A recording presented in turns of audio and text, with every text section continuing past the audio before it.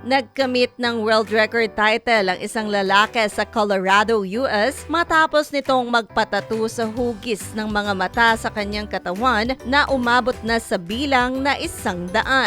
Noong una ay nasa 65 lamang na mga tattoo ng mga mata ang mayroon si Chadwick Minson noong makuha niya ang world record title na most eyeball tattooed on the body male category. Pero napagpasyahan niya na dagdagan ito ng 35 kaya ito ay umabot na ng 100.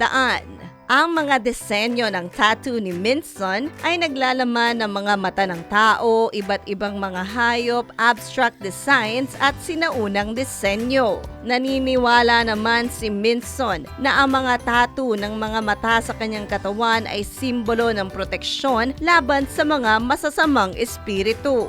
Ayon sa tattoo artist na si Stoke Lucero ng Nocturnal Tattoo Shop, isang hamon ang paggawa niya ng iba't ibang designs ng mga mata dahil nais niyang maging art of work ang mga ito.